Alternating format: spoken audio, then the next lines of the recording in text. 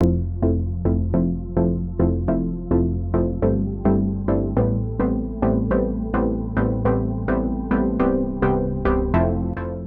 to Keepinitreal, where we feature entrepreneurs and enterprise leaders who share their great ideas in our guest blog on shareyourstories.online.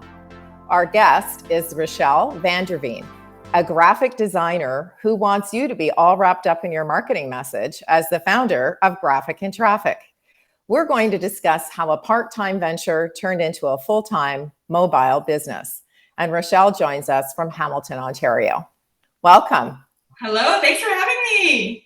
You know, I have to say, Rachale, you were one of the first 100 features when I started this series. So I really want to thank you for taking that leap of faith, because now we have over 300 international features on the guest blog. So I've been really thrilled to hear how things have changed in your business since you first shared your story.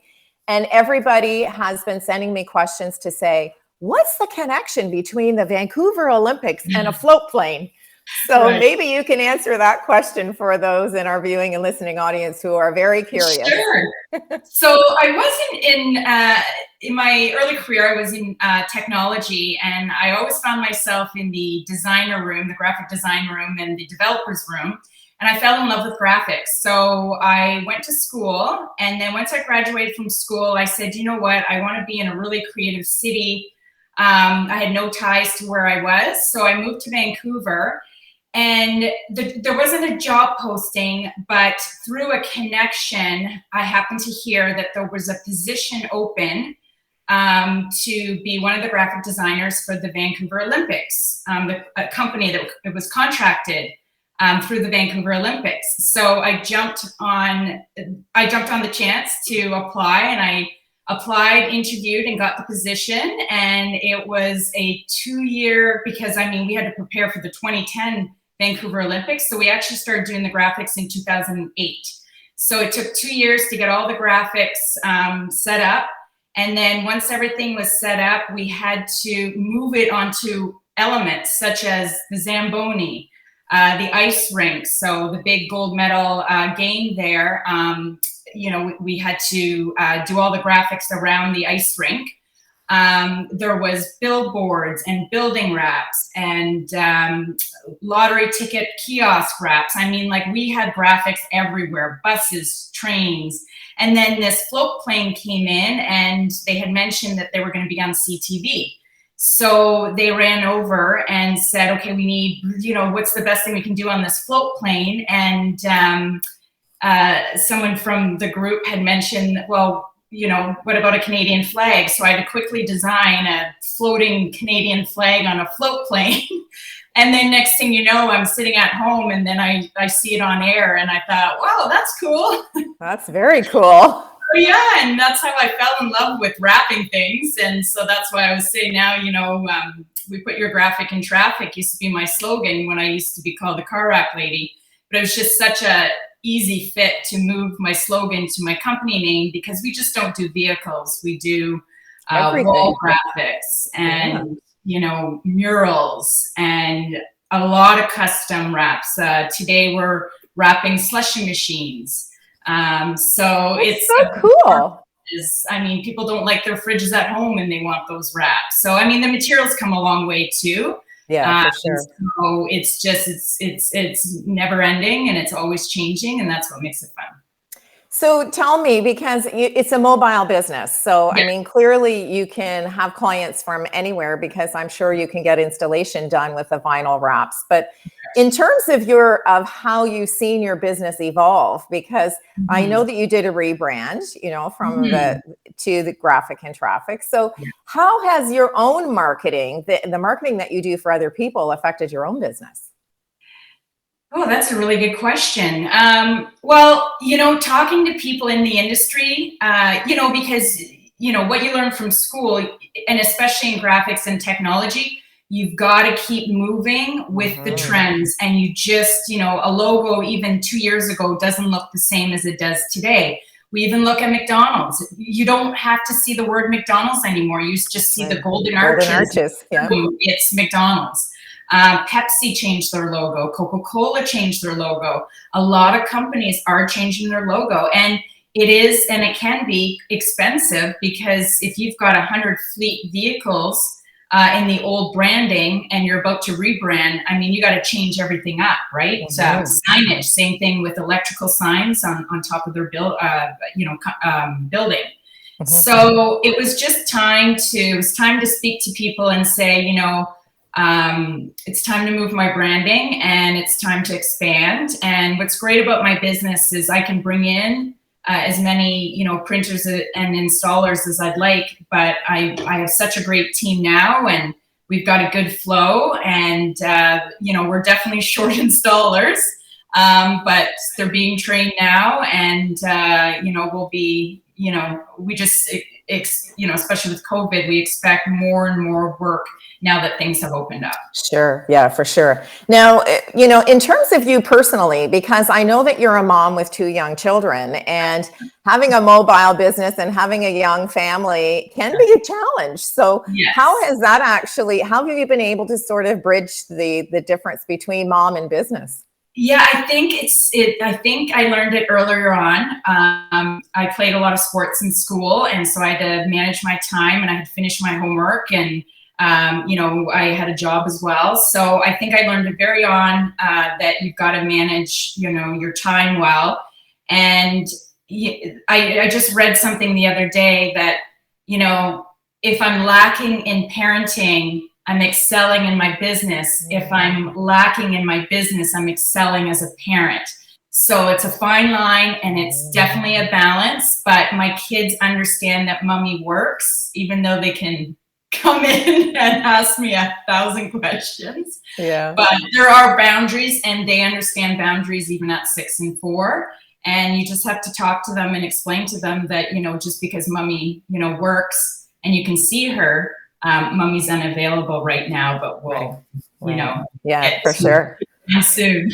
So I'm curious, because you and I have had some conversations at some point in time about women in business and how they're, things have evolved and changed. Now you have 2 young ladies who are obviously watching mommy work. So tell me a little bit about how you feel the connection between your children, seeing that you're a successful businesswoman. Does it affect the conversations that you have even at 6 and 4? Yes, and the school, grade 1 class, decided to do a community speaker, bring your mom or dad to work. And I said, well, this is a great opportunity for Sloan to learn, what mommy does. And I think Sloan, my 6-year-old, was very, very excited when she saw me on the screen and said, that's my mom. And then, of course, the kids loved it because I'm a big sticker maker.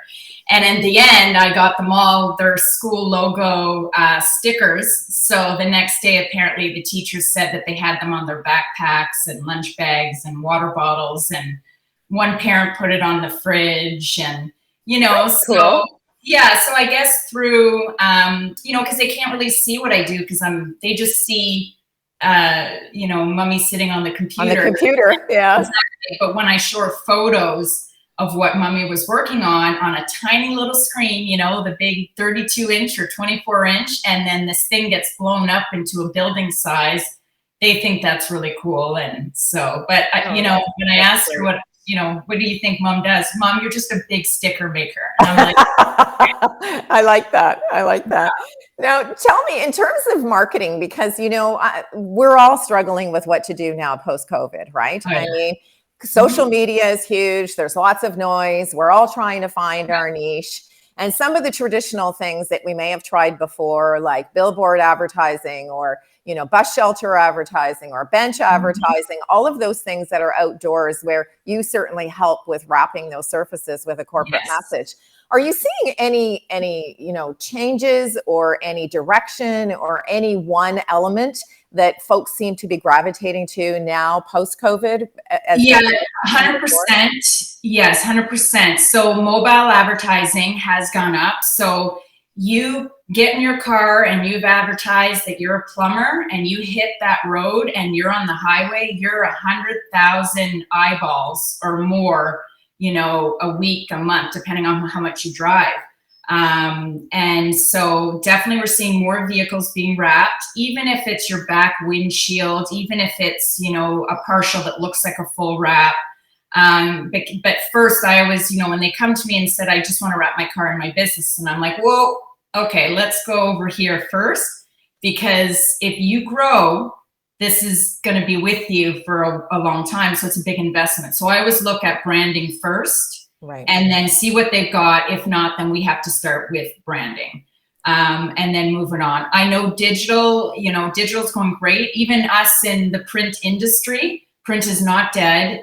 You know, large format print is not dead, and it never will be, because, you know, we do have to advertise those events. Now that events are back, that's another one. So, you know, we're just, you know, humming along with booking ahead of time too, and those are time sensitive. So we've got to have the material in.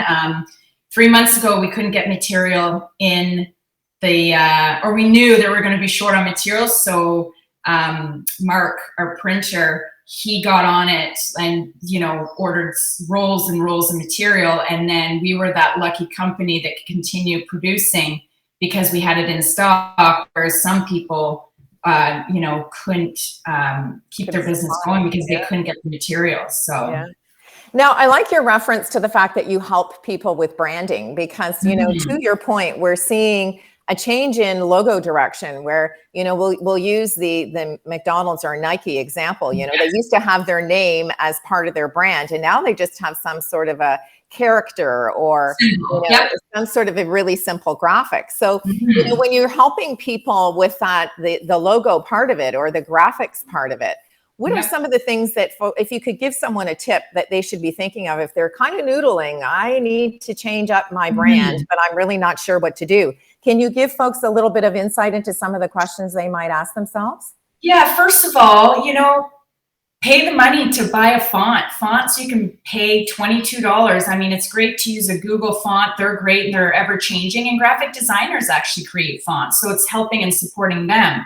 But I would definitely buy a font package.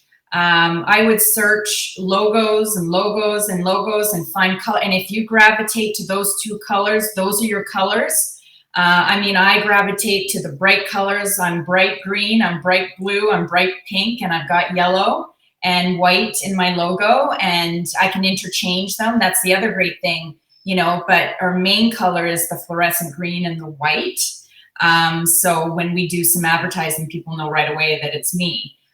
Whereas before I used to have a caricature of me, and it was, you know, black and red and blue and so on. So people knew that that was me. And then the words were a little bit smaller, but everyone's moving away to symbols now and really focusing on the font and text, and make sure people can read it. Don't, if that F looks like a P, don't use it. Yeah, exactly. So, and just, you know, giving those letters nice spacing, which we call kerning. And, you know, the little things like people doing center line, it's just, that's not design, right? You know, you've got a company that everything they do is right justified, like F45. All over the world, they are right justified. So all their text and their messages are on the right hand side, and you just automatically know that the blue and red and stars are them, and you read their text that way. So one of the other things that you mentioned is your team has grown. I mean, because everybody starts with a great idea, and, you know, we're in our kitchen or we're in our basement, and we, you know, we start out on our own, and then we start to add people to the team. So, and I noticed that you made the comment that you changed your graphic from the caricature of you to something that's more identifiable, I guess, for a group. So give us a little bit of insight into, you know, somebody's now in the process where they're growing their business and they're adding people to their team. Should they be considering that changing their logo so that it's perhaps more generic and more inclusive of the people that they bring onto their team? Absolutely. And that's the first thing. And that was, you know, I honestly, I thought this is just going to be me creating a little niche, and I'm going to design, print, and install vehicle wrap. So I'll just be the car wrap lady, because I said everyone can spell it. My URL, was easy to buy because no one was going to be the car wrap lady. And so that was easy. And you, especially people can't pronounce it and can't say it. And a great example is restaurants, look at the other bird. Everyone can spell other bird, everyone can smell the mule. It's nice and short, 2 black sheep, so I always say, make sure it's catchy, make sure people can say it and spell it. And even though their heart is set on that long name or that long URL, it's just going to frustrate your buyers and your customers.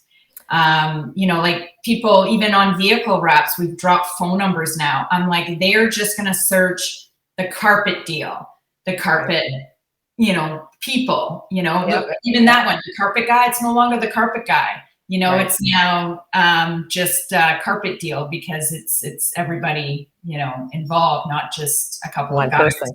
Right. Yes. Right. Yeah. Now, one of the things that we do in the guest blog is we ask folks to share 3 words of advice. And I really love your 3 words. And I'm going to ask you to give us a little bit of the background behind them. And they are actually ask, believe, and receive. So what's the ask all about? Well, you need to desire, when you desire, if you gravitate, if you look at people today, what landed you in that job? Well, something, they say something was calling me, or I was really interested in doing that. Or you've got friends that say, you'd be great at real estate. You're such a people person. You should really get into real estate. So then you need to ask for it. So asking the universe, asking your family and friends, but you can ask all day long. You need to believe that you can do it. Like really believe. It was scary for me to go off on my own. I was on my own. I had rent. I had a car payment. I had bills, and I had a full-time job, and I was getting too busy in doing my little side hustle, which is now my full-time gig. But I believed in myself, and I called my mom and I said, Mom, I'm going to quit my full-time job and do this. And she checked off a couple things on my list and said, okay, you can do this, but you really have to believe in yourself. And the last thing, it's easy. You're going to receive it.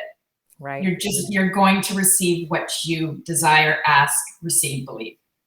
Well, I think that that's really 3 wonderful things to leave with our viewing and listening audience, because as we're all looking to reinvent ourselves or become reacquainted with our businesses, and everybody's very excited now that we're sort of post-COVID and things are opening up. So I think that's really great advice to leave with people. And I certainly would like to thank you for joining us and for being one of the original 100 people that participated in the blog. Oh, I was very excited, and look where we are, or look where you are now. That's right, exactly. So thank you so much, Rachale. Thank you. To you, our viewing and listening audience, I'd like to thank you for joining us in this edition of Keeping It Real, where we introduced you to the person behind the logo. I'm Trish Tonai, founder and host for the series. And if you're interested in sharing your business story, visit our website at shareyourstories.online. Thanks again for joining us, and we look forward to meeting you next time when we share another great idea.